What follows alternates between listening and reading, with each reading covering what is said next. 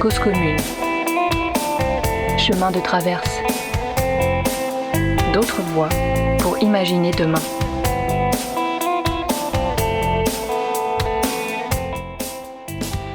Bonsoir à toutes, bonsoir à tous pour ce 8e épisode de Chemin de traverse, d'autres voies pour imaginer demain.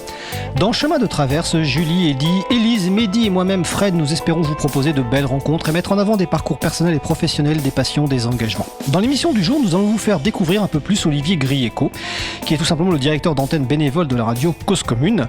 Alors, dans le premier épisode, le 16 octobre, on a parlé de son parcours. Ce soir, on va beaucoup parler de la radio Cause commune qu'il a créée avec quelques camarades. Bonsoir Olivier. Salut. Avant que la discussion commence, je vous rappelle que nous sommes en direct ce mercredi 30 octobre 2024 sur Radio Cause Commune, la voix des possibles, sur 93.fm et en DAB+, en Ile-de-France et partout dans le monde sur le site causecommune.fm. N'hésitez pas à participer en direct. Pour cela, notre téléphone est branché. Appelez-nous au 09 72 51 55 46. Je répète, 09 72 51 55 46. En régie, Julie est là pour prendre vos appels. Bonjour Julie. Bonjour. Ou alors vous pouvez réagir sur le salon web de la radio. Rendez-vous sur le site causecommune.fm, bouton de chat, salon, chemin de traverse. Alors comme je le disais lors du premier épisode, mercredi 16 octobre, nous avons découvert le parcours d'Olivier Grieco. C'était l'émission numéro 7 de Chemin de traverse. La meilleure. Le podcast est disponible sur le site causecommune.fm. Si vous avez loupé cet épisode, voici un court résumé qu'Olivier pourra compléter ou corriger à la fin de mon intervention, ou au cours de route si tu veux évidemment. Alors, Olivier a 51 ans depuis quelques jours. Joyeux anniversaire. Bravo, merci. Anniversaire, Olivier. Joyeux anniversaire.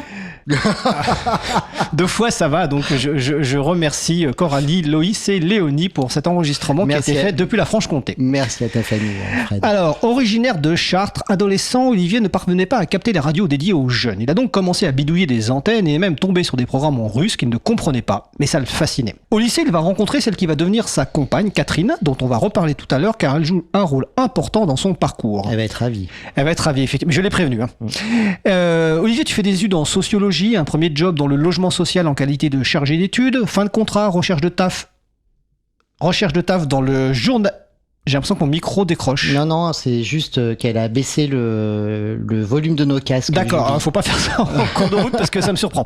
Donc je répète, fin de contrat, recherche de taf dans le journalisme pour analyser le monde, les informations, transmettre au public. Et tu peux le monter d'ailleurs, Jules. Au début des années, tu commences à écrire pour le site internet qui s'appelait Le Fil Radio, qui est mort depuis qu'il a subi la concurrence d'un autre site qui s'appelle Radioactu. Bon, précisons que Le Fil Radio, c'était juste de Gus, le fondateur, et toi. Mais cela va être la rencontre avec le monde des radios libres quand, en 2001, à l'occasion des 20 ans de la libéralisation de la bande FM, tu vas interviewer Didier Deplège, le fondateur de la radio Ici et Maintenant, ex-radio pirate qui a pu émettre légalement à Paris à partir de 1981. Précisons que Didier Deplège est décédé en 2022 et que Ici et Maintenant n'existe plus. Tu vas donc faire... Depuis cette année, depuis 2024. Tu vas donc pour faire une interview et Didier Deplège te propose carrément de te mettre à l'antenne. À l'époque, les samedis se tenait une émission qui traitait de ce qu'on appelait à l'époque les nouvelles technologies de l'information et de la communication. Didier Deplège te dit, tu as un site web, tu fais de l'information, donc tu peux être l'invité de Mao, qui était l'animateur de l'émission de l'époque. Voilà comment, après l'interview du fondateur de la radio, tu te retrouves entre 14h et 16h sur Radio Ici et Maintenant. Et 17. Et 17 14h à 17 D'accord. Tu vois, il y a des erreurs dans ce que j'ai noté la première émission. Tu vas y passer plus d'une dizaine d'années en tant que bénévole et ou plus ou moins salarié. Tu vas repasser de nombreuses heures derrière le micro, notamment pour animer à partir de 2008 les samedis après-midi autour de l'aide à l'usage des outils informatiques, qui deviendra l'émission Cyberculture, qui est diffusée de nos jours sur Cause Commune les samedis de 14h à 16h, animée par William. Alors pas tous les samedis. Quand il est là, voilà, exactement. Mais tu feras aussi beaucoup d'antennes libres le soir pour donner la parole aux éditeurs et aux éditrices, ce qui a grandement créé ta capacité à pouvoir parler de tout et de rien et de tenir des heures à l'antenne. C'est une parfaite définition de ce que je suis, Fred. Non, mais ce qui est une grande qualité, franchement. Alors en 2004, tu deviens papa pour la première fois et tu trouves un job dans une grande entreprise basée à la Défense, je crois. Tu vas y grimper les échelons, comme on dit, et aussi en profiter pour t'auto-former aux outils informatiques. Non, je vais marcher sur la gueule de tous mes camarades, bien sûr. En 2015, tu quittes Radio Ici et Maintenant et tu vas créer l'association Libre à toi. Si je reprends ce que tu disais dans une interview pour le journal L'Humanité en 2023, donc je cite, « J'avais en tête de monter une association citoyenne pour répondre aux aspirations de toutes les personnes que je croisais et qui se sentaient prisonnières de la société de consommation, des GAFAM, de la nourriture ultra transformée, etc. L'idée était de mettre en valeur les alternatives possibles et de redonner confiance aux gens quant à leur capacité d'agir. » L'association Libre à toi qui vise à proposer des conférences, un site d'information en ligne et une web radio. Je cite toujours, on a commencé à couvrir différents événements, notamment Nuit debout où nous avons installé un studio. Et puis événement rare dans le monde de la radio, en juillet 2016, le CSA, devenu aujourd'hui l'Arcom, ouvre un appel à candidature pour une demi-fréquence parisienne sur 93.1 FM. Et tu décides que Libre à toi candidatera. Une partie de l'équipe ne te suivra pas d'ailleurs dans cette aventure. En fait, on peut dire que tu te lances un peu au feeling et c'est presque seul que tu élabores le dossier de candidature avec Catherine, ta compagne, qui est web designeuse. Vous montez un site web pour présenter votre idée de radio des plausibles, ou plutôt radio des communs à l'époque, on va y revenir. Cela vous permet notamment de recueillir le soutien de personnes croisées avec la web radio Libre à toi. Dans le dossier de candidature, je lis d'ailleurs, la radio des communs, c'est d'abord une radio associative et citoyenne, généraliste et de proximité, dont les missions sont de fédérer toutes les initiatives autour du partage et de l'échange de savoir, de culture et de technique. Le dossier est déposé quelques minutes avant la clôture. Pour la petite histoire, tu nous avais raconté que tu n'avais pas imprimé les statuts de l'association et que c'est la directrice du CSA qui l'a fait pour toi. La secrétaire générale. La secrétaire générale Alors, du CSA. Du CTA de Paris. Ah, du CTA de Paris. Ouais, parce qu'en fait, il faut que nos auditeurs et auditrices sachent comment fonctionne un petit peu l'Arcom. Anciennement, du coup, c'était le CSA avant, mais ils n'ont pas vraiment modifié leur architecture en vrai. En fait, l'Arcom, c'est effectivement une entité générale qui se décline sur des entités régionales. Territoriales, tout à fait. Et donc, c'est autant de comités territoriaux que de découpages territoriaux. Il n'y a pas énormément de CTA. Par exemple, celui de Paris, c'est celui qui est aussi sur le 60. Enfin, c'est vraiment des gros territoires. Je ne sais pas administrativement à quoi ça correspond exactement. Ce ne sont pas les régions. Mais voilà. Et donc, c'était, on peut la citer, puisqu'elle l'est toujours, secrétaire générale du CTA de Paris, donc du CETARCOM de Paris, c'est Angélique Ursulé. Évidemment que toutes et toutes, auditeurs et auditrices de Radio Cause Commune, vous pouvez remercier d'avoir vu chez nous, hein, parce que j'étais pour déposer le dossier avec Clara, hein, qui avait était l'une de celles des premières personnes que j'avais embarquées dans l'aventure et qui a participé avec Catherine, qui avait mis le dossier en page, à l'écriture finale jusqu'à quasiment la dernière minute de son rendu du projet de Radio Cause Commune. D'accord. Donc le dossier est déposé et en mars 2017, il est retenu. Donc l'association Libre à toi est désormais détentrice de l'autorisation d'émettre sur 93.1 FM en Île-de-France, et ce pour 5 ans. En novembre 2017, c'est la mise en onde de Cause Commune, le nom de la radio. Début des programmes en janvier 2018. Autorisation d'émettre renouvelée en 2022. Et nous sommes mercredi 30 octobre 2024 dans Chemin de Traverse sur Radio Cause Commune. Grâce à votre travail de dépôt de dossier. T'as réussi un tunnel de 9 minutes pour introduire ton émission quand même. Non, bravo, parce que tu m'as coupé, donc je ne suis pas tout seul dans le tunnel. Et nous allons donc entamer l'épisode 2 de l'émission Olivier Gréco, Esprit Radio Libre, ou peut-être dans la tête d'Olivier, j'aime bien ce terme. Ouais. Alors, avant de commencer... Je vous y encourage pas du tout. Non, c'est vrai, ça doit être un bordel là-dedans. Avant de commencer, je vous rappelle, n'hésitez pas à participer à notre conversation au 09 72 51 55 46, je répète 09 72 51 55 46, ou sur le salon web dédié à l'émission sur le site causecommune.fm, bouton de chat, salon Chemin de Traverse. Alors comme je disais juste à l'instant, dans le dossier de candidature, ça parle de la radio des communs. Mais aujourd'hui, la plupart des jingles, et quand nous on parle de Radio Cause Commune, on dit la voix des possibles. Alors, est-ce que c'est aujourd'hui la radio des communs, la voix des possibles ? Explique-nous, où on en est, 5 ans après. Oui, plus que 5 ans après. Ouais, plus. Ouais. 7 ans après, ouais. 7 ans après, ouais, alors c'est une excellente question. Alors déjà, il faut revenir à la source, en fait. Malheureusement, j'en suis désolé, de la création de la radio et de la construction du concept, c'est vrai que à l'époque, entre Libre à toi et la radio des communs, en fait, on faisait un petit peu des communs sans s'en rendre compte, mais j'y ai vu en fait dans le concept de commun un bon produit d'appel pour le CSA à l'époque, parce que je le rappelais lors de notre précédente émission, on se lançait dans une aventure qu'on nous annonçait perdue d'avance pour N raisons, pas de réseau, j'entends des réseaux humains, pas d'appui, voilà, aucune connaissance du fonctionnement global d'une radio, à part pour avoir été animateur, producteur, on dira comme on veut, d'une radio qui elle de toute façon était à la marge. Je parle de radio ici et maintenant. Donc en vrai, à la base, la radio des communs, c'était juste un concept qui permettait de construire un dossier ou de mettre un terme qui était en vogue à cette époque et dans certains milieux pour faire un produit un peu inédit à l'attention du CSA. Alors ça veut pas dire pour autant que j'avais aucune conviction par rapport à cette idée qu'on allait défendre. Et encore une fois, finalement, avec la web radio, c'était évidemment les communs déclinés sur l'ensemble des dimensions de ce que peut produire un individu et un citoyen au quotidien qu'on défendait déjà. Alors, peut-être précise, parce que tout le monde n'a pas forcément la connaissance de cette notion des communs. Qu'est-ce que tu mets derrière ce terme des communs ? Alors, ce qu'on met, nous, derrière la notion de commun, et c'est finalement l'acception politique de celles et ceux qui défendent ce concept, c'est simplement de considérer qu'il y a sur N dimensions, celle du numérique, celle de la connaissance, celle de la nature, un ensemble de ressources qui ne peuvent pas être privatisées.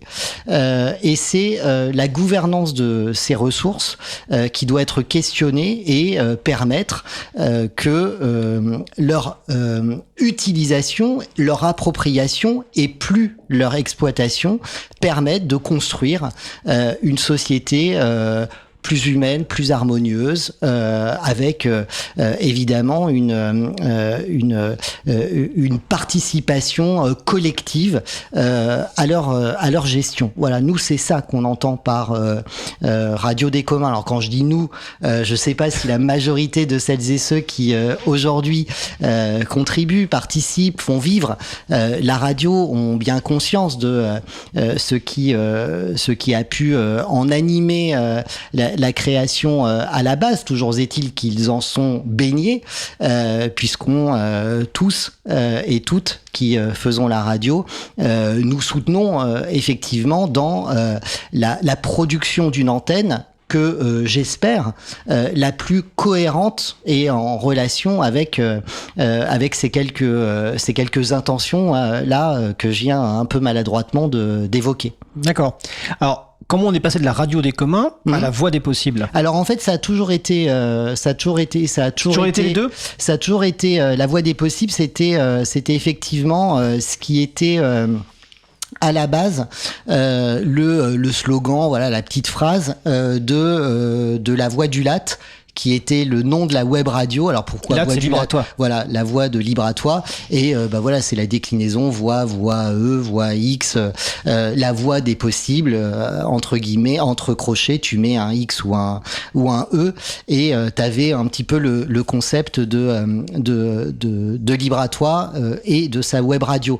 Et précisément, pourquoi la voix des possibles et pourquoi la voix du Latte, parce que tu l'as rappelé, effectivement, c'était c'était ça l'intention de l'association Libre à toi à la base, c'était proposer, donner à toutes celles et ceux qui au quotidien baissent les bras et se disent je peux me révolter de ça, mais en réalité qu'est-ce que je peux faire, que de proposer par l'intermédiaire de cette association et sur cette segmentation qu'on proposait entre de l'éditorial web, de la radio et puis des événements in situ, d'apporter des éléments de réponse. Encore une fois, Libre à toi et même Cause Commune n'ont jamais été prescriptrices de quelconque comportement. Moi, ma posture, c'est celle d'un architecte de la fin du 19e siècle qui s'appelle Buckminster Fuller et qui nous dit, pour changer les choses, construis un nouveau modèle qui rendra l'ancien obsolète. En fait, la posture de notre association, à la base, Libre à toi et de Cause Commune maintenant, ce n'est pas de vouloir à tout prix récupérer des miettes d'un gâteau qui est déjà partagé. Notre truc, c'est de considérer que ce qu'on vomit, ce qu'on déteste, ce qu'on ne veut pas, on l'ignore et à côté, on essaie de produire des futurs plus désirables. C'était ça là. Alors j'ai dit, c'est marrant parce que maintenant que tu me le dis, et c'est un truc que j'avais en tête il y a déjà quelques années, on disait la voie des possibles, mais c'est plutôt les voies des possibles qu'il aurait fallu marteler. Ouais. Et d'ailleurs, Fred, je pense qu'en 2025, on peut changer de slogan et nous affirmer comme les voies des possibles. Tout est possible. En fait, c'est... Absolument. Donc c'est la création effectivement de futurs désirables à côté du monde dont on ne veut pas. Ouais. Et qu'on ne cherche pas forcément à détruire. Non. En fait, à un moment donné, il faut s'en foutre. Voilà. Alors, on s'en fout jusqu'à la limite. Non, mais c'est parce qu'on ne s'en fout pas que du coup, on s'autorise à proposer d'autres futurs plus désirables. Mais globalement, à quoi ça sert aujourd'hui, par exemple, là, je ris un peu sur quand je lis les initiatives de médias dits indépendants. Alors, quand on dit médias indépendants, on veut dire médias de gauche. Encore une fois, de quoi on parle, qui veulent à tout prix abattre Bolloré. En fait, à part le petit commerce qu'ils peuvent faire autour de cette idée, que font-ils pour être le sujet des discussions autour du poulet familial le dimanche ? Je pense que en réalité, pas grand-chose. Donc moi, ça m'intéresse pas cette posture. Moi, ce qui m'intéresse, c'est et j'espère que c'est une posture qui n'intéresse pas non plus celles et ceux qui font Cause Commune autour du 93.1, c'est précisément d'aller chercher, de proposer d'autres voies, d'autres options et de construire un monde qu'on espère un jour prendre le pas sur celui, encore une fois, qu'on déteste, qu'on vomit, qu'on peut insulter effectivement. Ça dépend des émissions, sur les réseaux sociaux ou même dans certaines émissions sous les lapsus de l'actu, tous les lundis à partir de 21h. Je fais de la pub, pas pour moi mais pour mon camarade Patrick Brunto, évidemment. Parce que toi tu insultes moins. Patrick, moi j'insulte beaucoup moins. Non mais du coup Patrick me pousse dans des retranchements un peu improbables où je deviens le modérateur de la haine qu'on peut avoir du bloc bourgeois, des processus de domination, voilà. Mais donc je ne te remercie pas, Patrick, de me mettre dans cette position d'arbitre et de modérateur, parce que quand même il y a une fréquence, il y a des plaintes possibles et qu'on n'a pas envie de s'emmerder à justifier le pourquoi à un moment donné Patrick Brunto a jugé nécessaire de dire salopard de bourgeois. Voilà. Bon.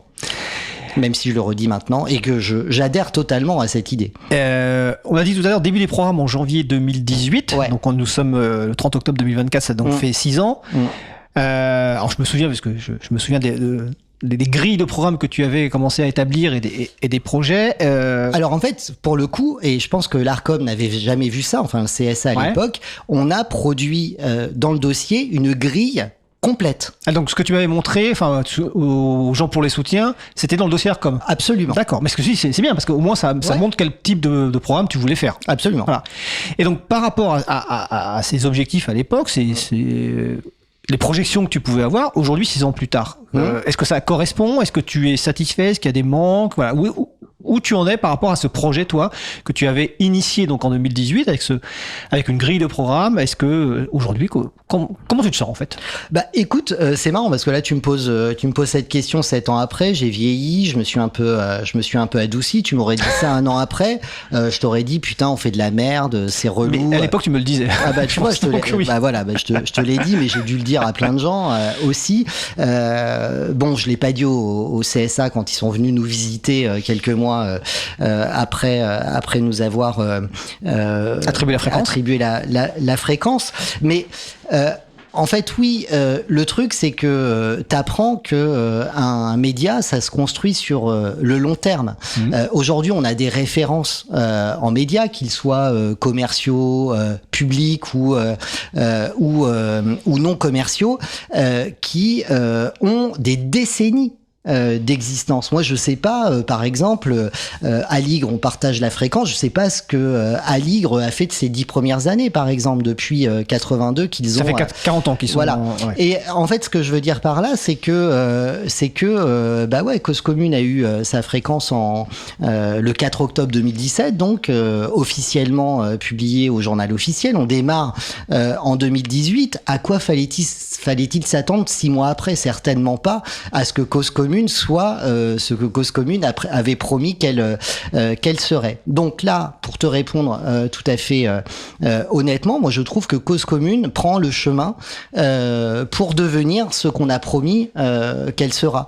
C'est long, c'est lent, mais parce que aussi les modalités de fonctionnement qu'on a adoptées font que ça se construit sur la durée, et c'est bien la durée précisément au sens historique du terme, le truc qui se construit avec un passé, un présent, un futur, précisément à l'époque où il faudrait exister dans l'instantané d'une publication sur un réseau social quelconque, ou voir comment sur le point précis de l'actualité par exemple, les chaînes d'infos en continu ne traitent aucun sujet, mais en revanche viennent t'abreuver de polémiques,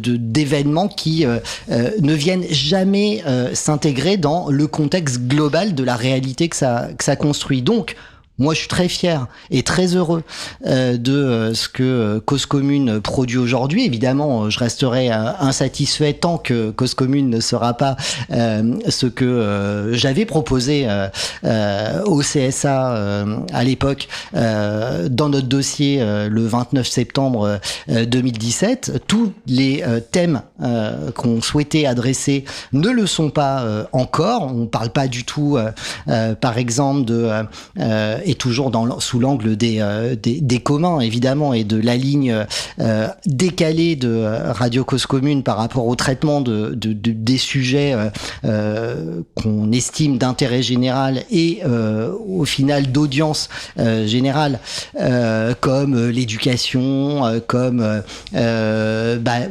la biodiversité, la science. Là, on est en train de vivre un désastre climatique. On n'adresse pas vraiment ça chez Radio Cause Commune. Moi, ma position, ça a toujours été de dire tant qu'on ne sait pas traiter le sujet, on ne le traite pas. Alors, justement, il y a des personnes qui nous écoutent. Peut-être que dans ces personnes, il y a des gens qui se disent bah moi, cette thématique, soit l'éducation, soit la catastrophe climatique, je me sens en capacité de la traiter. Comment une personne qui a eu un projet d'émission ou même une idée balbutiante peut faire pour la proposer à la radio? Comment ça se passe en pratique? En pratique, c'est super simple. Déjà, il y a des rencontres mensuelles ouvertes à toutes et toutes les premiers vendredis du mois. C'est facile. La prochaine, c'est vendredi d'ailleurs. Donc vendredi 1er novembre, à partir de 19h30, au 18 rue Bernard Dimet, dans le 18e à Paris. Au 22. Parce que 18, j'ai encore 18, le 18, c'est Antanac. C'est nos voisines. Donc au 22 rue Bernard Dimet, donc dans le 18e. Tout à fait. Chaque premier vendredi à 19h30. Donc c'est une réunion ouverte. Donc c'est une réunion, c'est une soirée. Voilà. Ça c'est totalement ouvert. Alors je sais pas ce vendredi s'il y aura énormément de monde. On est en pleine vacances, mais peu importe. Voilà, ça c'est. Des gens seront présents de toute façon. Voilà, des gens seront présents et ça fait partie des événements. Alors dont on fait pas une publicité énorme sur l'antenne et au quotidien. Et c'est dommage. Il faudrait faire des jingles, des machins, des trucs, mais on n'a pas forcément le temps de faire tout ça. C'est ce qui fait aussi que. Non, mais on n'a peut-être pas le temps de faire tout ça, mais normalement, les animateurs et animatrices pourraient juste prendre le temps de le faire elles-mêmes. Oui, mais en fait, c'est tout ça aussi qui fait que la construction de Cause Commune et sa notoriété, en fait, l'agrandissement de sa notoriété est un peu plus long, enfin, suit un temps long. C'est parce que effectivement, on déploie pas de moyens de communication exceptionnels. Le compte Twitter, on n'arrête pas de me dire mais arrête de gérer le compte Twitter, tu fais de la merde, machin. Bon bah ouais, c'est comme ça parce que non, Twitter c'est de la merde. Ouais, bah Twitter c'est de la merde, mais voilà. Mais bon, peu importe. Donc ça, on s'en fout un juste petit une peu. Petite précision. Mais on y reviendra tout à l'heure. Quand tu dis on déploie pas tant de moyens, on va juste rappeler quand même un point. On y reviendra tout à l'heure sur le financement. Radio Cause Commune fonctionne exclusivement sur le mode bénévole. Exclusivement voilà, sur. C'est important de le dire. Exclusivement sur le bénévolat, effectivement. Donc voilà. Enfin, du coup, il y a des moyens dédiés en termes de ressources. Qui sont tout simplement passés à la trappe pour pouvoir acheter des caméras là qui sont là, pour pouvoir refaire le mobilier du studio et rendre fiers les animateurs et animatrices, producteurs et productrices d'émissions, d'oser inviter des gens dans le studio. Quand je dis ça. Alors j'ai une question. Ouais. Est-ce que tu crois que certaines personnes de l'équipe pensent que finalement Cause Commune c'est entre guillemets une petite radio? Évidemment, et ça m'a toujours énervé, et du coup ça vient un petit peu exposer ce que je disais tout à l'heure de la posture qu'on doit absolument avoir par rapport justement aux médias dominants et les médias dits indépendants qui se cherchent un espace de domination dans un système existant. Nous, on n'a pas à s'excuser d'être une petite radio. En fait, non, on est une radio essentielle du tiers secteur de l'audiovisuel et on doit se revendiquer comme tel et on doit absolument le faire valoir, même auprès de celles et ceux qu'on souhaiterait interviewer. Et c'est marrant parce que la radio associative, la radio non commerciale, la radio libre, à une certaine époque, avait intégré ces modalités. Moi, j'ai jamais eu aucun problème quand j'étais sur Radio Ici et Maintenant d'inviter absolument n'importe qui. Les gens viennent en fait, mais si tu commences à lui dire on est une petite radio, machin, en fait, si tu commences à rabaisser le projet, du coup, il va réfléchir, il ou elle va réfléchir à deux fois, c'est clair. Mais bon, voilà. Donc ça, c'est vraiment un point qui est super important. Ouais. Et la magie de la radio. Je me suis perdu, mais ouais. Non, mais c'est pas grave. La magie de la radio fonctionne sur les gens qu'on invite parce que moi j'ai beaucoup d'invités, notamment dans l'émission Libre à vous sur les libertés informatiques, qui disent il y a de la magie, c'est-à-dire qu'on met le casque, on s'entend, et même si au final on se parle à deux en fait, mais il y a toutes les personnes qui nous écoutent, donc cette magie de la radio elle fonctionne encore. Même aujourd'hui, dans un univers qui est celui de l'instantané où les gens ils veulent consommer des trucs très très courts. Nous, on est sur du temps long, mais cette magie, elle fonctionne encore. Tout à fait. Alors ça, je pense que la magie de la radio, elle continuera de fonctionner. Hein. C'est pas, c'est même pas pour moi un sujet de débat. Et quand je disais, on refait les studios pour que les gens soient fiers, etc. C'est pas pour être purement matérialiste. Moi, j'apprécie aussi d'être dans un environnement que j'ai envie de m'approprier, de mettre des affiches. Voilà, qui parle de ce que j'ai envie aussi en dehors du micro de communiquer, et tout ça nourrit l'histoire de Cause Commune et ça construit aussi son projet. Donc voilà, ça c'est juste la petite parenthèse par rapport à ça. Alors on va juste revenir rapidement sur donc la proposition d'émission. Donc tu l'as dit, il y a les soirées mensuelles chaque chaque premier vendredi du mois à 19h30 au 22 rue Bernard Dimet 75 018. Un conseil, si vous venez et si vous tenez à pas vous faire renvoyer à l'extérieur rapidement, essayez de vous renseigner d'abord sur ce qu'est Cause Commune. Toi, t'as déjà assisté à...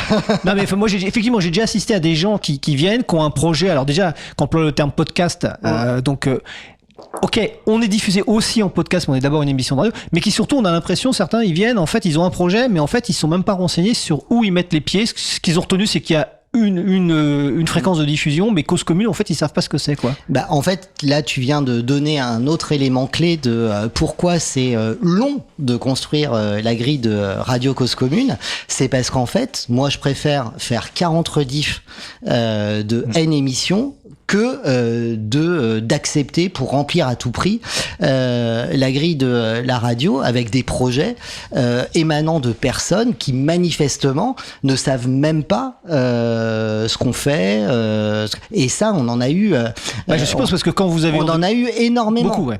Ouais, bah je me suis fait avoir 4-5 mois en fait où effectivement. Où t'as accepté des choses que t'as regrettées.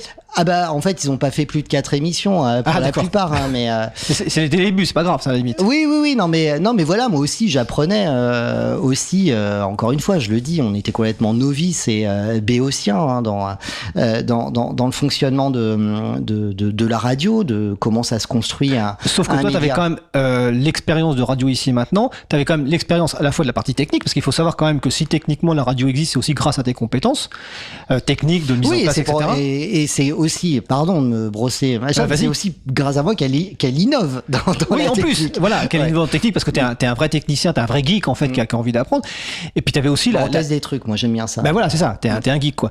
Et à la fois un geek technique et un geek de la radio.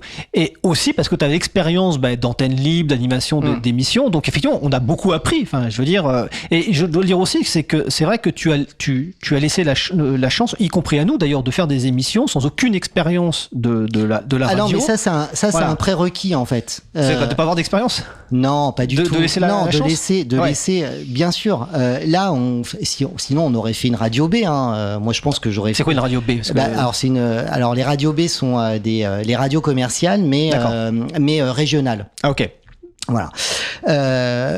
Donc non, franchement, si j'avais eu envie d'avoir un truc formaté, j'aurais fait une radio B, et j'ai réussi à faire une radio A. J'aurais pu faire une radio B. Associative non commerciale. Bah c'est pas associative du coup. C'est non commercial. Ouais. Oui, c'est ça. Ouais. Et du coup, radio A c'est les radios associatives non commerciales. Radio B c'est la catégorie juste au-dessus, qui est elle commerciale, et c'est une société qui a l'autorisation de l'Arcom. D'accord. Mais voilà, non, si j'avais voulu faire ce type de radio, je l'aurais faite. Enfin voilà. Donc non, c'est pas ce qu'on voulait. Et du coup, précisément, à partir de là, évidemment que tu mets à l'antenne pas des gens pour leur technicité, pour leur capacité à faire de la radio, mais bien tu les prends à l'antenne sur le désir qu'ils te procurent à t'embarquer sur les thèmes et les sujets qu'ils ont envie de partager, et pas avec un annonceur, mais avec leurs auditeurs et auditrices. Donc oui, bien sûr. Moi, dans cette idée de radio des communs, vous faites partie avec l'April de ce qu'on appelle les communs de la connaissance et les communs du numérique. Il était évident qu'on ne pouvait pas avoir une radio des communs qui adresse du coup les questions liées au numérique sans que l'April soit présente. Après, que vous soyez pro de la radio ou pas, c'est pas intéressant. Ce qui est intéressant, c'est comment vous vous emparez de l'outil. Nous, on est un outil en fait chez Cause Commune. Comment vous vous emparez de l'outil et comment vous faites valoir ce bout de la télématique et de ce monde possible que l'on veut à l'attention des auditeurs et auditrices. Alors, on précise aussi que toute la partie technique, il n'y a pas besoin de maîtriser, de connaître même la partie technique de réalisation, parce qu'en fait... j'ai choisi le matériel pour ça. Voilà, mais il y a aussi une formation des gens qui sont déjà là, c'est-à-dire qui vont aider. Par exemple, si vous êtes avec un projet d'émission et que vous ne savez pas réaliser, quelqu'un un bénévole, une bénévole va faire les premières réalisations, va vous former. Nous, à Libre à vous, c'est ce qu'on a fait. En plus, on documente, parce que comme on fait effectivement, on est dans les communs de la connaissance, on documente beaucoup de choses. Donc, la partie régie est vraiment documentée. De la même façon que la préparation des émissions, on échange avec les personnes qui ont déjà l'habitude et voilà, et ça se construit comme ça, quoi. Donc, retenez bien, si vous nous écoutez, que vous avez des projets alors si vous écoutez Cause Commune, vous savez un peu ce que c'est cette radio. Si vous avez des envies, vous pouvez venir soit aux rencontres mensuelles, soit contacter la radio par courriel avec le formulaire de contact qui est sur le site causecommune.fm. Après, très honnêtement, on est présent sur les principaux réseaux sociaux. Tous les messageries privées sont ouvertes. Vous pouvez sur le site de la radio, dans le footer, là, enfin en bas du site, accéder aux différents mails des uns, des unes et des autres, et notamment contact @ donc voilà, n'hésitez pas. Enfin voilà, on lit absolument tous les mails, on répond, on voit. Si vous avez envie d'être en interaction avec nous, on sera réactif. Alors on va faire une petite pause musicale, et après la pause musicale, je te poserai la question de savoir quel rôle tu as au sein de la radio. Je pense que tu as quand même un rôle particulier, donc je te lancerai là-dessus. Mais d'abord, une découverte musicale récente, en tout cas pour moi, mais que j'adore absolument, cette chanteuse.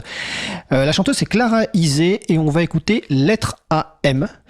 On se retrouve dans 2 minutes 30. Belle soirée à l'écoute de Cause Commune, la voix des possibles. Je serai tout aussi perdu, mais je me réjouirai de ta venue. Aujourd'hui, on aurait fêté le printemps qui arrive le jour de tes 56 ans. Et on aurait bien ri pourtant. Aujourd'hui j'ai pensé, mais va-t-il arriver ce temps espéré où tu cesseras de me manquer, où je ne voudrais plus t'enlacer. Je pense à toi tous les jours de l'année.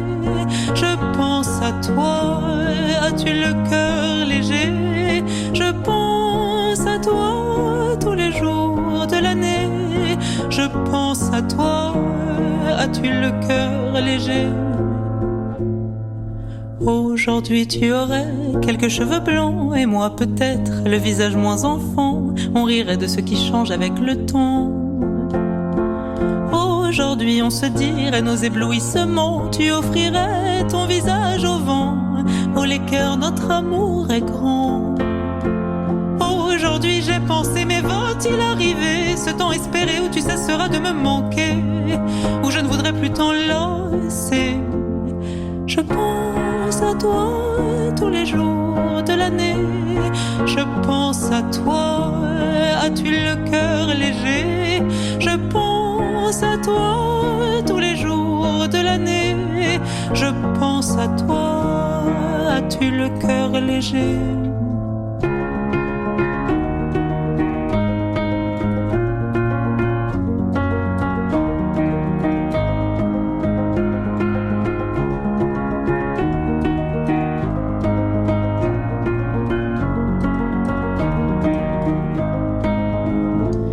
Je pense à toi tous les jours de l'année. Je pense à toi, as-tu le cœur léger? Je pense à toi tous les jours de l'année. Je pense à toi, as-tu le cœur léger? Cause Commune 93.1. Nous venons d'écouter Lettre à M de Clara Isé. Vous écoutez toujours l'émission Chemin de Traverse. Je suis toujours avec Olivier Grieco. N'hésitez pas à participer à notre conversation au 09 72 51 55 46. Je répète, 09 72 51 55 46. Ou sur le salon web dédié à l'émission sur le site causecommune.fm, bouton de chat, salon Chemin de Traverse. Alors juste avant la pause musicale, on parlait un petit peu du fonctionnement de la radio, donc qui est basé exclusivement sur du bénévolat, et aussi la manière de contribuer à la radio en proposant une émission dans les thématiques qui pourraient nous intéresser. D'ailleurs, elles sont publiques, ces thématiques, sur le site manifeste de Libre à toi, dont le lien est en bas, en haut à gauche du site causecommune.fm. Voilà, vous cliquez, il y a marqué une manifeste. Ouais. Et en gros, vous avez toutes les grandes rubriques. Et donc, si vous connaissez la radio, vous savez lesquelles ne sont pas adressées. et voilà. Et en fait, c'est typiquement, c'est textuellement ce qui avait été proposé au CSA en 2016. Et donc n'hésitez pas à proposer, et je le rappelle que la prochaine soirée donc radio ouverte, c'est le mardi 1er novembre à 19h30 au 22 rue Bernard Dimet dans le 18e arrondissement de Paris. Olivier sera là, Julie qui est en régie aujourd'hui sera là, je serai là normalement aussi, et d'autres personnes de la radio. Et il y aura peut-être même une émission spéciale comme d'habitude à 20h à laquelle vous pouvez participer si vous venez tout simplement, on pourra vous donner la parole. Alors, comme dans beaucoup de projets, il y a souvent la personne qui crée le projet a un rôle particulier. Alors, on peut appeler ça le leader, le chef, le patron, l'âme du projet. Toi, c'est quoi? Comment tu vois ton rôle, toi? Parce que clairement, tu as quand même un rôle très important dans la radio. Comment tu le vois, toi, ce rôle? Je t'avais prévenu que je te poserais la question. À part le rôle de chieur, je sais pas. Non, moi je suis la petite main ouvrière qui, je me vois un peu comme j'ai 50 bras là. Comme une pieuvre avec. Ouais, un petit peu, ouais. Mais par contre, il y a une chose qui est assez évidente. C'est que j'espère, mais alors du coup là ça demande du temps, ça demande aussi des compétences, être suffisamment en capacité aussi de pouvoir diluer cette responsabilité qui évidemment il n'y a pas besoin de se considérer au-dessus du panier pour imaginer que bien entendu j'assume un certain nombre de responsabilités dans cette radio, à commencer évidemment par tout ce qui relève de l'administratif, les dossiers, du coup on n'en fait qu'un, les dossiers de FSER auprès du ministère de la Culture qui quand même rapporte chaque année à la radio environ 60 à 70% de son budget annuel. Ça, on va en parler après. Donc ça, oui, de fait. Alors là, est-ce que je suis leader ou je sais pas quoi, j'en sais rien. Là, en attendant, je suis secrétaire administratif. Là, tu réduis un peu le travail parce que ça consiste quand même chaque année à faire un rapport d'activité qui est quand même un document quand même qui fait 30-40 pages. Ouais. Tiens, d'ailleurs, je vous ai pas donné le dernier. Du moment que je l'ai envoyé au l'Arcom, ça va. Donc c'est pas que au travers de secrétariat, c'est quand même de remettre en contexte ce qui a été fait dans l'année, de parler des prévisions, etc. Donc c'est oui, non, mais d'accord, important. Oui, d'accord. Et que tu fais effectivement quasiment tout seul parce que voilà. Et après, je fais peut-être aussi tout seul parce que c'est plus simple, c'est plus chiant et ça prend plus de temps de déléguer ça plutôt que de le faire soi-même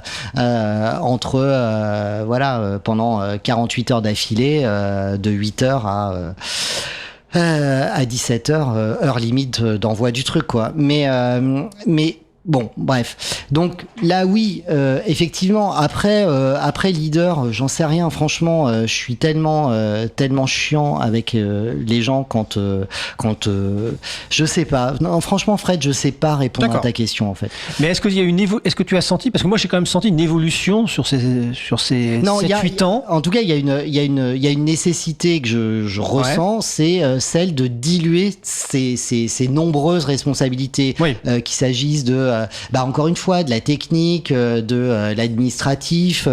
Alors l'administratif encore je veux bien le garder parce que j'ai les codes maintenant, tu vois, c'est plus simple alors non, le rapport d'activité, je veux bien que chacun et chacune de Radio Cause Commune y contribue. Après tu notais ma capacité à parler de tout et n'importe quoi à l'antenne. Je pense que tout le monde l'a pas dans un rapport d'activité, donc ça aide aussi de pouvoir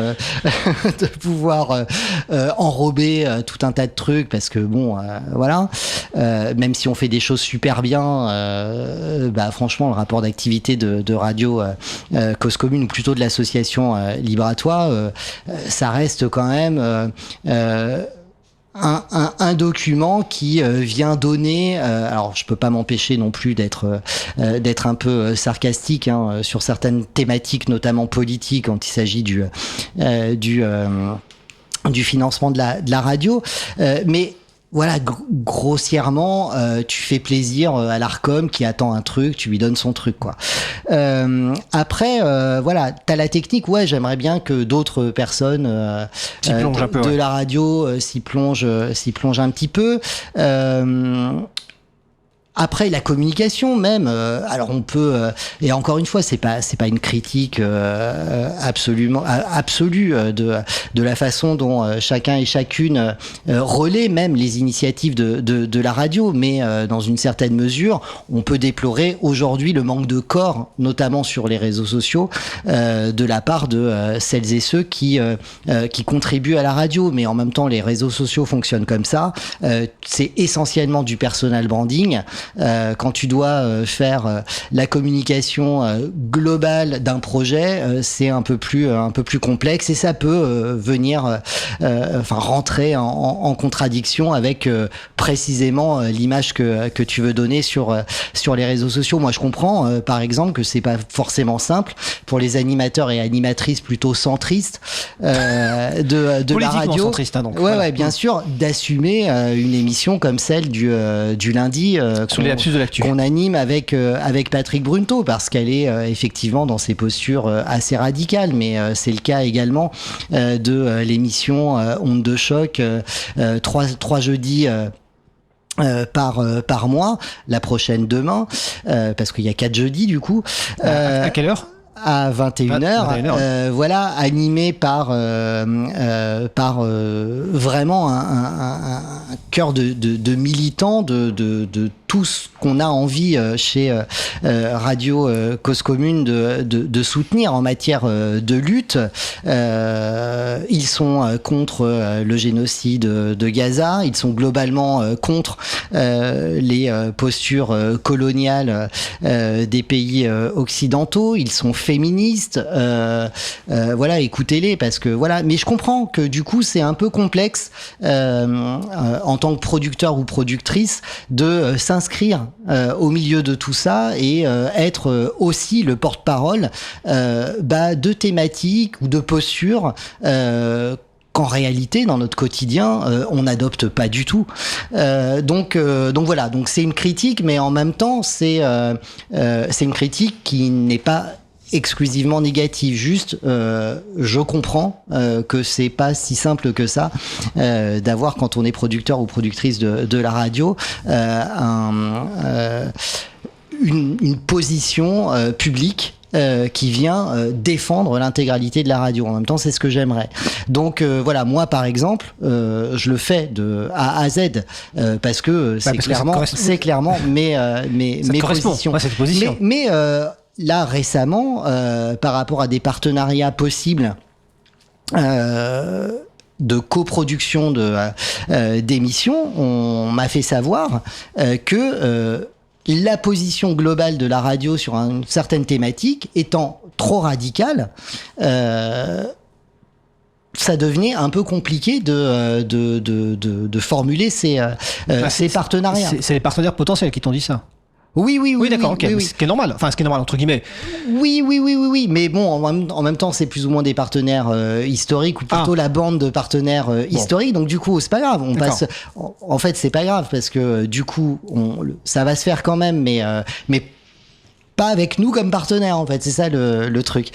Mais Cause Commune en sous-traitant, c'est ça ? Voilà, en gros, c'est ça. Mais tu vois, là, moi, ça me fait rire en vrai.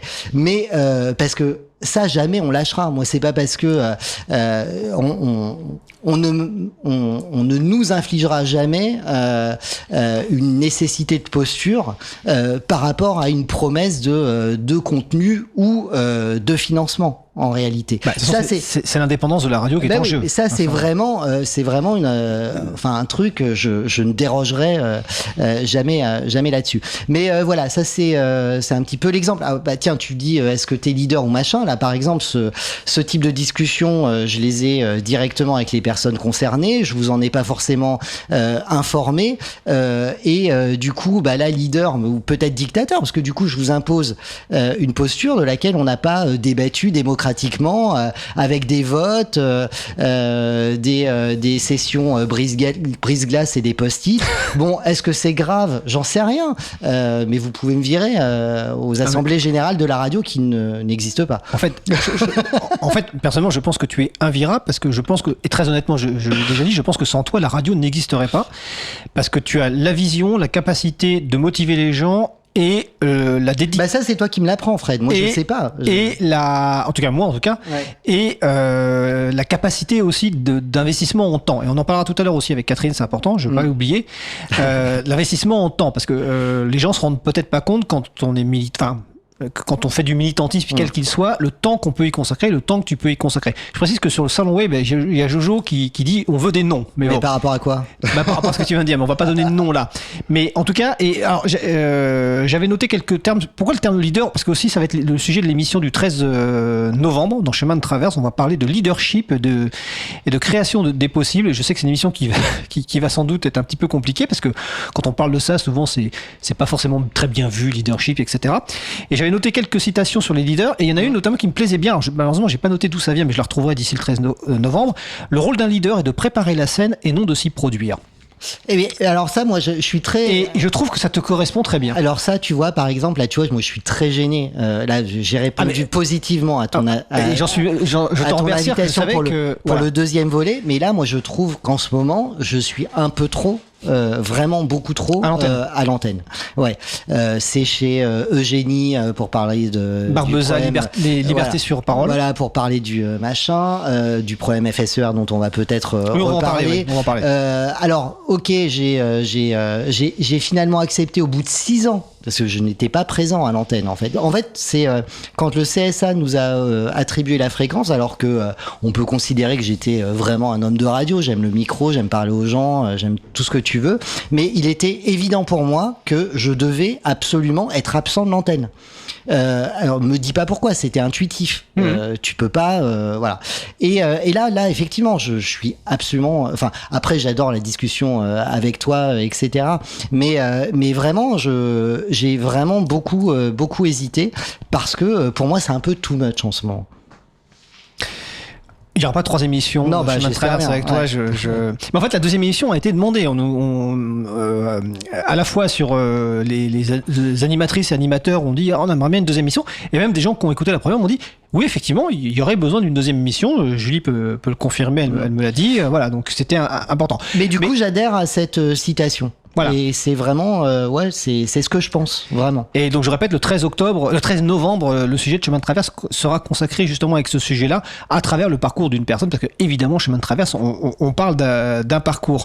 Non, je disais qu'il y avait une évolution, et après on va parler du financement, parce que je vois quand même que le temps file. J'ai vu comme une évolution par rapport à parce que tu as une forte personnalité, que tu as appris, ou en tout cas su à mettre un petit peu en retrait. L'eau dans mon vin, c'est ça?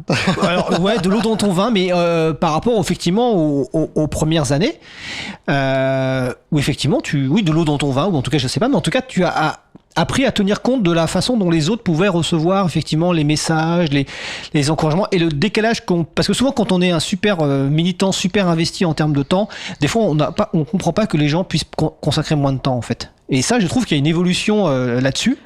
C'est manifeste. Mais ça correspond à ce que je te disais tout à l'heure, franchement, mais par rapport à même mes exigences, par rapport à ce qu'on produit, ce qu'on produit aujourd'hui. Et oui, mais ça, si tu veux, je l'ai pas. Enfin, tu vois, je me suis, j'imagine, assagi. Et du coup, je trouve que c'est beaucoup mieux. Et tu t'es adapté en fait aux gens, au contexte. Oui, mais bien sûr. Et j'en parle d'autant plus que moi-même dans ma vie personnelle de militant, j'ai aussi vécu ce Mais ouais, moment. parce qu'à un moment donné, tout le monde peut pas être dans ta tête en fait. Exactement. Et si tu prends pas la peine de leur expliquer c'est quoi dans ta tête, bah du coup, faut juste leur laisser le temps de s'imprégner de l'ambiance et de cheminer vers ce que tu as dans ta tête. Moi, c'est comme ça. C'est comme ça que je m'investis maintenant depuis 2-3 ans, je pense, de mon rôle dans la radio. Alors, on va parler du financement, mais je veux pas oublier le rôle quand même que joue ta compagne. Lors de la première émission, tu nous as dit que tu l'avais rencontrée donc au lycée, donc c'est ta compagne depuis très très longtemps. Ouais, quelques 30 années là. Ouais, quelques 30 années. Elle est web designeuse, c'est elle qui a conçu le site web. Elle joue un rôle. Alors, je précise que je l'ai invitée à parler, mais qu'elle refuse de parler. Donc, je précise. Mais je vais quand même lui rappeler son numéro parce que je sais qu'elle écoute, même si elle n'est pas à Paris actuellement. Donc, je répète, Catherine, 09 72 51 55 46 si tu veux intervenir. Et alors, pourquoi je dis ça? Parce que il y a peut-être 2-3 ans, on a fait au niveau de la radio un petit exercice et à un moment, on parlait des gens et on parlait de Dolicat, qui est ton pseudo. Et à un moment, la personne qui nous coachait, entre guillemets, ou qui organisait l'exercice... C'est pas en Covid, hein? Oui, un truc comme ça. Ouais. Mais on va pas entrer dans le détail. Mais en tout cas, la personne pensait que quand on parlait d'Olicat, on parlait du duo Olivier-Catherine. Alors qu'en fait, c'est ton pseudo à toi, Olicat. Donc quand on parlait d'Olicat, c'est de toi. Mais finalement, cette personne pensait qu'en fait, il y avait un duo très fort. Et en fait, oui, il y a un duo très fort. Donc, quel rôle elle joue, en fait? Bah, en vrai, Olicat, c'est bien la contraction oui, de bien sûr. Olivier et Catherine, bien sûr. Effectivement. Quel rôle elle joue? Bah, elle permet à Oli de poursuivre tous les délires qu'il a à un moment ou à un autre. Je veux dire, si j'avais pas eu le soutien direct de Catherine quand je quitte mon job à la Défense, que je dis je vais créer une association et au final nous retrouver avec une radio, et quand je dis nous, c'est ceux qui font Cause Commune aujourd'hui. Ça n'existerait pas. Catherine, c'est à la fois ma mauvaise conscience, c'est oui, en fait, tout est permis parce que je me sens évidemment soutenu en fait. Ouais. Dans tous les choix que je peux faire, même si pour le coup, et ça a été le cas pendant quelques années, j'ai clairement mis en danger pas le couple, mais la famille, en perdant un salaire, en nous retrouvant au tribunal de Clichy parce qu'on allait se faire virer de notre appart parce qu'on payait pas de loyer, enfin ce genre de conneries, si tu veux. Ça, c'est la vérité. Alors, on en a parlé juste avant l'émission, parce que juste avant nous, il y avait les lumières dans la lumière dans le fond. La lumière dans le fond qui est sur le cinéma, qui est enregistrée, qui parlait du film Aznavour. J'ai vu le film Aznavour de Grand Corps Malade et de Mehdi Idir. Et à un moment, Aznavour, clairement dans son film, on voit qu'il sacrifie tout. Il dit d'ailleurs, si je dois tout sacrifier pour ma carrière, pour mon succès, je le ferai. Et il sacrifie effectivement femme et enfant. Toi, ça n'a pas été jusque-là, quand même. Non, mais ça n'aurait jamais été jusque-là. Voilà, c'est-à-dire que à partir du moment où tu fais le truc en intelligence de ton couple, en fait, tu sais jusqu'où tu ne vas pas accepter d'aller, quoi. Non, alors j'ai pas vu ce film, mais non, jamais. Non, je suis pas suffisamment ambitieux pour ça. D'ailleurs, j'ai zéro ambition. Moi, ce qui m'amuse, c'est d'ouvrir des portes quand on me dit qu'elles sont fermées. De trouver des failles. De trouver des failles. Bon, on en a trouvé une belle au CSA, sinon on n'aurait jamais eu de fréquence. Je vous rappelle quand même qu'on a viré le groupe SOS sur la fréquence. Alors explique, parce que je sais pas ce que c'est que le groupe SOS. Le groupe SOS, Borrello, grand ami de Macron. Groupe SOS, c'est l'ubérisation et la mise au pas capitaliste de l'économie sociale et solidaire, en gros. Et Borrello, dans le groupe SOS, avait un réseau de radio, du coup, qui a fait faillite. C'était Rage. D'accord. Et Borrello, qui était très en vogue à l'époque. Alors juste Borrello, là en ce moment, il est avec Macron au Maroc. C'est juste pour donner un peu le ton. Et du coup, il avait le groupe SOS avait postulé sur cette fréquence comme parmi les 39 autres que au final les outsiders cause commune, mais même le CSA quand ils sont venus nous voir, ils nous disent vous avez fait un hold-up quoi. Je fais bah merci. Où est l'argent? Bon, en fait, il n'y avait pas d'argent. Donc voilà. Donc sans armes ni violence comme ça, sans armes ni violence, moi je creuse des tunnels, effectivement. Absolument, c'est ma méthode. Donc voilà, non, moi j'ai zéro ambition. Ça marche pas. Enfin, tu vois, après tu testes, voilà. Donc là c'est rigolo. Donc maintenant on va aller évidemment, on va aller au bout. Là personne n'est plus en danger. Mais évidemment, c'était un peu compliqué quand tu passes. En plus quand t'es pas un capitaliste dans l'âme, quand t'épargnes pas forcément, voilà. Bon, bref. Compliqué, tu vois, de passer d'une situation où tu gagnes bien ta vie et puis une autre où tu gagnes moins. Donc c'est un projet de couple en fait, Cause Commune. Bah là pour le coup, oui, clairement, ouais. clairement. En tout cas, il a trouvé son accompagnement de manière harmonieux dans le couple. D'accord. Bah, écoute, on va faire une... Et après, Catherine, effectivement, est web designer. Elle fait le site. D'ailleurs, on est en train de refaire le site de Cause Commune qu'on espère arriver en 2025. Mais parce que ça mérite un petit peu de revenir, de changer un peu tout ça. Le site est un peu ancien maintenant. Et donc voilà.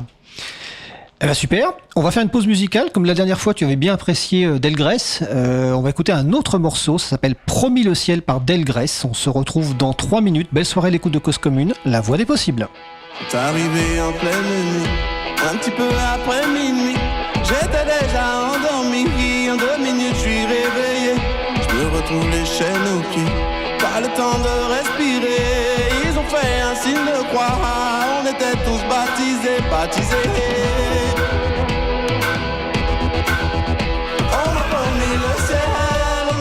Je suis sur la terre, on m'a promis le ciel. En attendant, je suis sur la terre à ramer.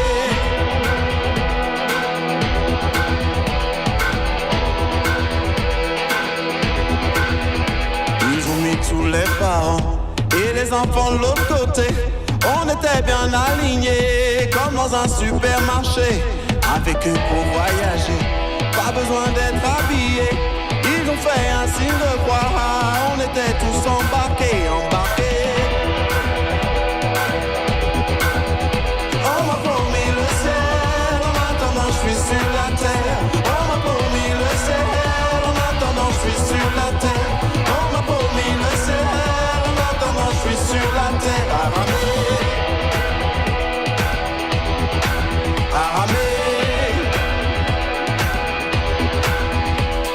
L'orage qui arrive, on va encore dégueuler. Ça fait des semaines comme ça qu'on est tous là enchaînés. Pas moyen de se lever, pas moyen de se laver. Paraît que c'est la félicité, puisqu'on est tous baptisés. On m'a promis le ciel, en attendant je suis sur la terre. On m'a promis le ciel, en attendant je suis sur la terre. On m'a promis le ciel, en attendant je suis sur la mer. On m'a promis le ciel, en attendant je suis sur la terre. À ramer.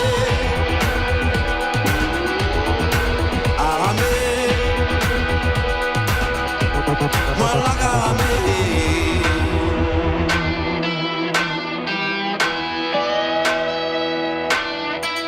Moi la garamé.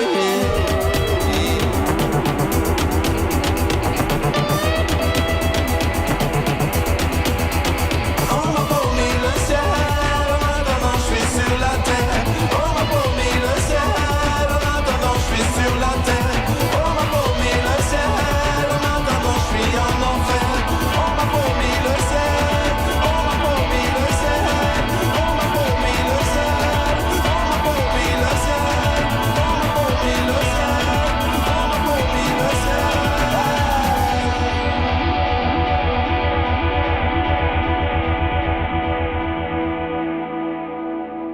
Cause commune 93.1. Nous venons d'écouter Promis le ciel par Delgrès. Vous écoutez toujours l'émission Chemin de Traverse. Je suis toujours avec Olivier Grieco, le directeur d'antenne de la radio Cause Commune. N'hésitez pas à participer à notre conversation 09 72 51 55 46. Je répète 09 72 51 55 46 ou sur le salon web dédié à l'émission sur le site causecommune.fm. Bouton de chat, salon, chemin de traverse. Donc on l'a dit tout à l'heure, la radio Cause Commune, c'est la dernière demi-heure de l'émission, je précise. On l'a dit, c'est donc un fonctionnement entièrement bénévole, donc tu n'es pas une personne salariée de la radio. Donc on a envie de se poser la question, mais qu'est-ce que tu fais aujourd'hui ? On a expliqué qu'à un moment tu as travaillé dans les hautes sphères à la défense. Les hautes sphères, ouais. Les hautes tours de la défense. J'ai moi-même travaillé à la défense, donc Ouais, voilà. c'était une petite tour. C'était une petite tour, ok. Ouais. Juste à côté de la Grande Arche. Donc, qu'est-ce que tu fais à titre professionnel aujourd'hui ? Alors rencontre toujours et chemin de vie et de traverse surtout. Quand la radio a eu, alors l'association à la base a eu ses premiers locaux. C'était donc en octobre 2015 et c'était au Grand Voisin, qui était le premier... À Paris. Dans le 14e arrondissement de Paris. C'était le premier gros tiers-lieu. D'ailleurs, à l'époque, c'était je sais pas si ça a changé en termes de classement, le plus grand tiers-lieu d'Europe. D'occupation temporaire d'un espace voué à disparaître dans l'attente d'un projet immobilier X et Y. C'était un ancien hôpital, je crois, c'est ça ? Tout à fait. Maternité historique parisienne, site absolument énorme. Et la maire du 14e à cette époque, je sais pas si elle est toujours maire du 14e, mais c'était Karine Petit, s'est rapprochée de trois acteurs. Yes We Camp, qui venait de Marseille et qui orienter déjà ce qu'on appelle aujourd'hui l'urbanisme temporaire au travers d'occupation de sites désaffectés pour y créer de l'activité. L'association Aurore qui fait de l'hébergement d'urgence et un autre acteur tout naissant qui s'appelle toujours Plateau Urbain, mais qui était une association et qui elle aussi avait pour mission sociale de redonner du sens en fait aux locaux vides en désaffection ou en attente de renouvellement urbain. C'est comme ça que sont nés les Grands Voisins. Et c'est comme ça que nous, on s'est retrouvés, alors grâce à une auditrice de Libre-à-toi ? De Libre-à-toi. Une ancienne auditrice de Radio Ici Maintenant ? Tout à fait. Okay. On peut la saluer alors. Qui est toujours une fidèle. Voilà. Qui nous a orientés vers l'association Aurore qui à l'époque ouvrait un site un peu intermédiaire à Montreuil et finalement le site ne convenait pas. Et les gens d'Aurore nous ont dit mais allez faire un tour là-bas au Grand Voisin dans le 14e. Donc voilà. Donc on se retrouve là nous Libre-à-toi à occuper nos premiers locaux voilà, et évidemment on fait la rencontre de ces trois acteurs alors de l'hébergement. Ouais. Je peux pas te couper parce que cette fameuse auditrice vient d'intervenir, je crois que c'est ma cousine, c'est ça ? Ouais. Elle dit derrière un grand homme se cache toujours une femme de feu. Proverbe ivoirien. Voilà. Ah bah écoute, moi je suis tout à fait d'accord. Donc elle est je ne serais rien. Effectivement, je ne serais absolument rien sans cette rencontre en première. Donc tu rencontres donc ces trois structures. Oui. Et du coup, bah voilà, déjà on se sensibilise. Enfin, je me sensibilise particulièrement à ces questions d'urbanisme temporaire, transitoire, de ces nouvelles façons d'envisager la ville. L'association Aurore, on la connaît toutes et toutes, qui sommes un peu sensibles aux acteurs de la société civile, donc du coup des associations qui s'occupent des pauvres que continue et que s'applique à massacrer Macron et ses différents gouvernements. Mais bref, il se trouve que les 5 personnes à l'époque qui forment Plateau Urbain sont plus ou moins de nos âges, alors un peu plus jeunes que moi, mais on s'entend plutôt très bien. Et du coup, voilà, c'est une rencontre qui va construire en fait beaucoup la suite, puisque aujourd'hui il y a une grande part de la programmation de Cause Commune qui concerne précisément les thématiques autour de ces nouveaux urbanistes et ce nouvel urbanisme plus solidaire, notamment plus inclusif, etc. Et il se trouve que Libratoise a travaillé avec Plateau Urbain, mais là du coup de manière en type prestataire, pour équiper en réseau l'un des premiers lieux, le premier lieu qu'ils ont eu en gestion directe dans le 20e arrondissement de Paris, juste après, au milieu des grands voisins. Parce que Libratois avait une activité commerciale, avait un modèle économique, et l'un de ces modèles économiques était précisément d'apporter de l'internet aux structures de l'économie sociale et solidaire, aux associations, etc. Bon, en vrai, on n'a pas trop développé cette activité, ça aurait pu, mais finalement ça s'est pas très bien passé avec la personne avec laquelle j'avais à ce moment-là commencé à travailler, mais peu importe. Toujours est-il que Libratois a participé à ça. Et en 2017, juin 2017, Plateau Urbain me dit mais Olivier, là la structure grossit, etc. Est-ce que ça t'intéresse de venir, d'intégrer la structure à titre personnel, donc, et pas en tant que prestataire, pour gérer tout ce qui relève du SI, du système d'information. Voilà, du système d'information de la coopérative, puisque l'association était devenue une coopérative. Donc voilà, depuis juin 2017, je suis salarié de Plateau Urbain et je m'occupe de l'intégralité du SI de la structure. Alors pas du réseau sur ces lieux, ça une autre structure le fait. En revanche, tout ce qui relève des sites de Plateau Urbain et de l'informatique interne, c'est moi qui le gère. Alors, 4-5 personnes en 2017. Aujourd'hui, Plateau Urbain, c'est combien de personnes ? C'est 100 personnes. Voilà, 100 personnes. Donc, ouais. Tu es le directeur des systèmes d'information. Oh, tout à fait. Tu es le directeur. Voilà. Oui, je suis le directeur. Tu es le directeur. Je suis le DSI. Rappelons, sans formation initiale en informatique. Absolument. Encore une fois. Ouais, bah oui, non mais ça. Oui. Non mais tu fais de la radio sans formation initiale à la radio et de l'informatique sans formation initiale. En fait, j'ai fait tous les métiers pour lesquels j'ai pas été formé. Exactement. Alors, donc voilà, on comprend mieux ce que tu fais au quotidien à titre professionnel. Il reste peu de temps et le dernier sujet est quand même passionnant, mais on y reviendra dans d'autres émissions. Et d'ailleurs, je vous encourage, mais je le dirai à un moment, à écouter l'émission Liberté sur parole d'Eugénie Berbeza avec Olivier Grieco et Patrick Farbiaz sur l'histoire notamment des radios libres. C'était passionnant parce que Patrick Farbiaz est surtout Patrick Farbiaz. Oui, alors pour le coup, c'est vrai que tu as peu parlé. Ah ben non, mais c'était pas l'intention. Voilà, mais Patrick Farbiaz est un des pionniers des radios libres. Il a expliqué plein de choses sur l'historique, mais c'est donc Liberté sur parole sur causecommune.fm. Mais là, j'ai envie que tu nous expliques un petit peu ce qui se passe au niveau du projet de loi de finances. Donc, je vais juste faire le lancement de... Le rappel, le projet de loi de finances 2025 prévoyait une coupe de 35% de ce qu'on a appelé tout à l'heure le FSER, le fonds de soutien à l'expression radiophonique, le faisant passer de 35 millions d'euros à 24 millions d'euros, donc mettant gravement en danger l'existence de radios non commerciales telles que Cause Commune. Donc suite à une mobilisation, de nombreux parlementaires et notamment députés se sont mobilisés. Donc il y a eu des amendements qui ont été déposés en commission des affaires culturelles et de l'éducation et qui ont été adoptés pour restaurer le montant du FSER à celui au montant alloué en 2024.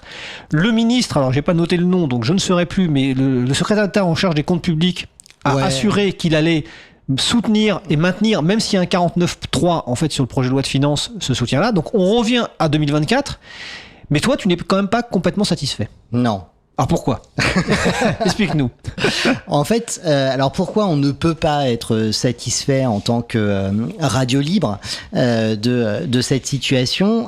C'est simplement parce que ce n'est pas comme si le contexte concernant l'existence de ces radios n'était pas de toute façon en danger depuis de nombreuses années.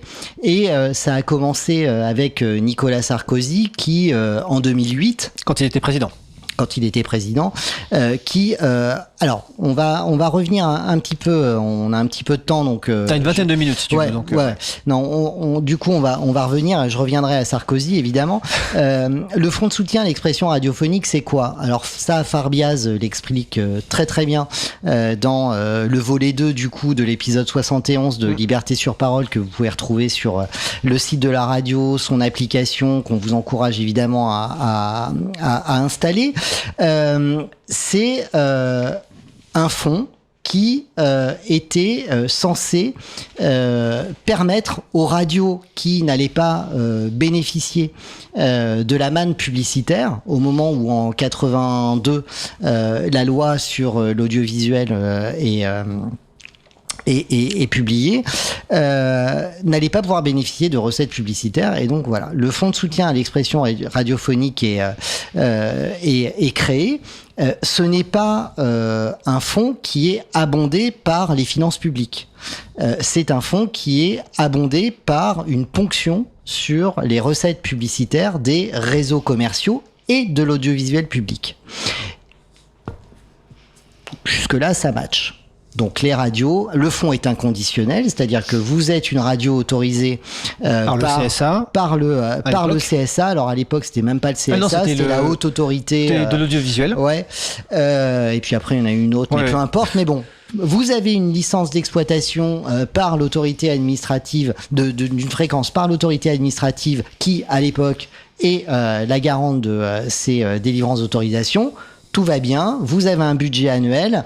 Il y a une assiette, alors qui a évolué avec le temps, l'inflation, ce qu'on veut. Il y a une assiette, vous rentrez dans telle fourchette de l'assiette, vous avez tant. Ça, c'est sur la partie exploitation de ce fonds, sachant que il y a également une partie liée au programme et une partie liée à l'investissement, au renouvellement du matériel. Alors sur la partie liée au programme, évidemment, ça a évolué au fil des années pour s'approcher de ce que vivent absolument toutes les radios, enfin toutes les associations aujourd'hui par rapport à ce type de financement, à savoir de plus en plus de contraintes sur ce que vous allez devoir produire en projet pour obtenir ce fonds. La partie exploitation, je l'ai expliqué, il y a une assiette, il y a des fourchettes, vous avez tant de produits d'exploitation, vous avez tant de subventions d'exploitation, et puis la partie investissement, c'est vous mettez 50, vous avez une facture de 100, vous mettez 50, on met 50. Voilà. Donc là, avec des limites hautes. Enfin, des barrières quand même. Alors, le minimum, c'est 9 000 euros. On te finance pas. Enfin, là, aujourd'hui, on ne te finance pas à moins de 9 000 euros. Non, mais la question, c'était, il y a des limites hautes de subvention, je suppose, quand même. Oui, alors, je sais plus quelle est la hauteur de la subvention, mais oui, il y en a. Mais tout comme sur l'exploitation, c'est-à-dire au-delà d'un certain niveau, de toute façon, t'es capé. Voilà. Okay. T'es capé, il n'y a pas de problème. Bon, bref. Donc, jusque-là, tout se passait bien. Alors, outre le fait que les sélective, donc la partie programme, a commencé à s'associer à beaucoup de contraintes, de grilles d'analyse. Alors il fallait faire de la lutte contre les discriminations, de l'égalité homme-femme. Alors ce que font toutes les radios associatives. Dans les programmes, il y a certaines de choses qu'il faut faire pour avoir cette subvention. En fait, c'est fléché, mais comme toute association, le truc c'est qui aujourd'hui décide ce que c'est que l'Arc Républicain républicain qui décide de ce qu'est la lutte contre les discriminations, quand tu sais que la personne attachée au ministère de la lutte justement contre les exclusions est un type dont Mediapart a exhumé l'ancien compte Twitter où il était homophobe, raciste, etc. Donc si c'est ces gens-là... Si t'as son nom, tu peux le dire. Hein. Non, je m'en souviens pas. En plus, il faut le dire, Olivier Gréco a un problème avec les noms. Ouais. Voilà. Donc je ne m'en souviens pas évidemment, mais allez voir sur Mediapart, vous le trouverez. Donc bref, si ce sont ces gens-là qui t'expliquent ce qu'est la lutte contre les discriminations, machin, bah forcément on va pas rentrer dedans, quoi.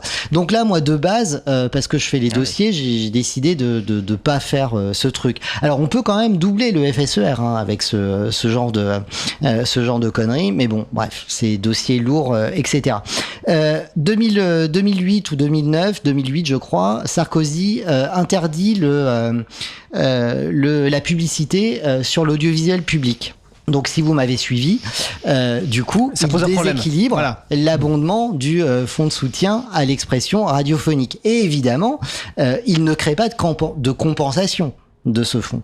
Donc ça devient une décision politique d'abonder ou pas via le ministère de la Culture, le fonds à la hauteur de ce qu'il devrait être par rapport à... Alors aujourd'hui, en 2024, on parle de 750 radios associatives dans un contexte où depuis 2014 et de façon plus massive en 2021, la radio numérique terrestre, le DAB+, voilà, s'impose dans le paysage audiovisuel et donc permet a priori l'arrivée de nouvelles radios. Parce Voilà. qu'il n'y a pas ce problème de rareté des fréquences. Absolument. Donc, plus de radios, moins de fonds et une volonté politique pour abonder ou pas ce fonds à la hauteur du nécessaire pour continuer de régir sa distribution par rapport aux règles que j'ai évoquées tout à l'heure. Forcément, on sent venir le truc un peu pourrave.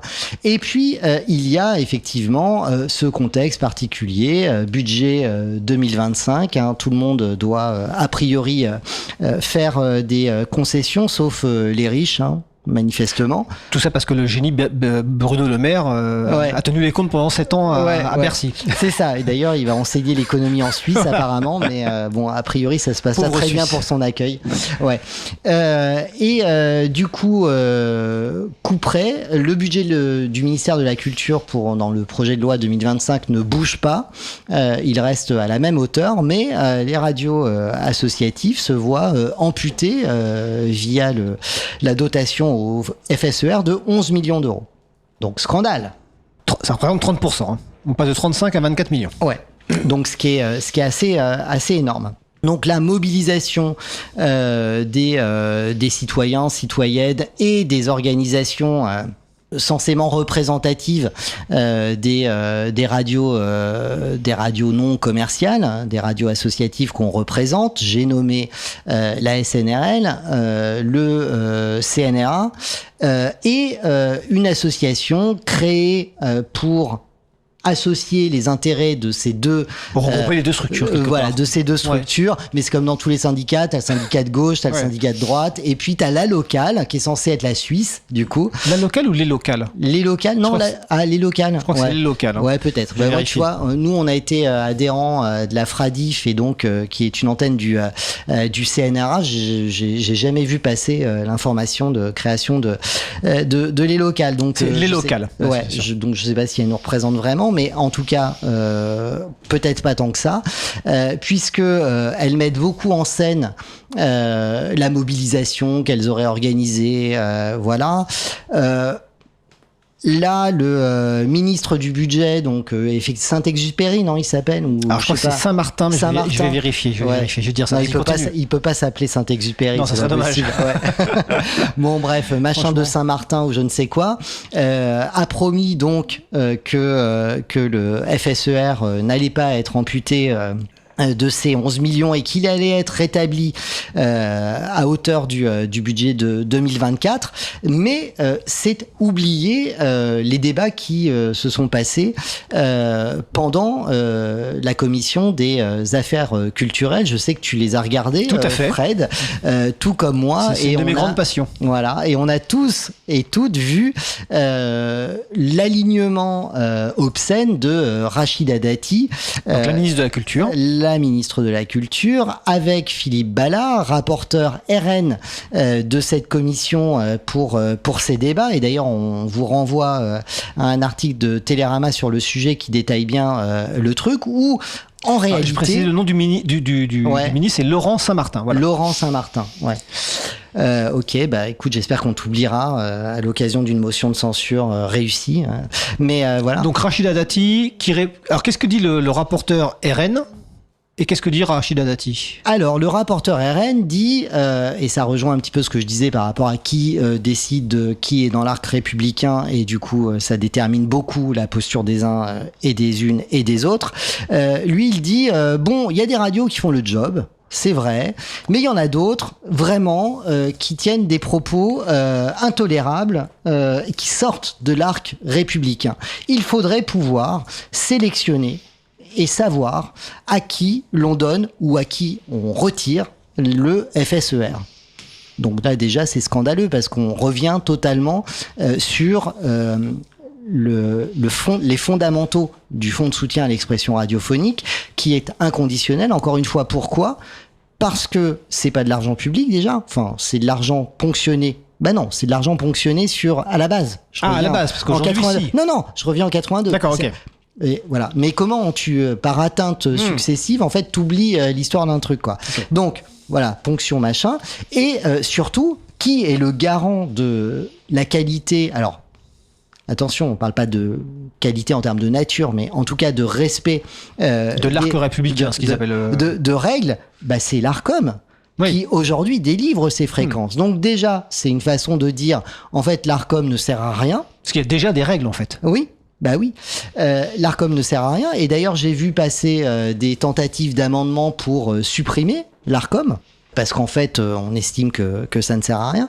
Donc c'est un peu un déni de l'autorité de l'Arcom que de se poser et en disant nous, on doit décider qui est une bonne radio et qui est une mauvaise radio. Et Rachida Dati a dit: je suis tout à fait d'accord avec Monsieur Ballard. Alors, elle l'a pas dit comme ça, mais elle a dit exactement la même chose en soutien de ce que racontait Ballard. Et là, qu'est-ce qu'on voit des communiqués en manière de gloriole du CNRA, de la SNRL et de leur association censément la Suisse, de réunion de ces deux entités, les locales.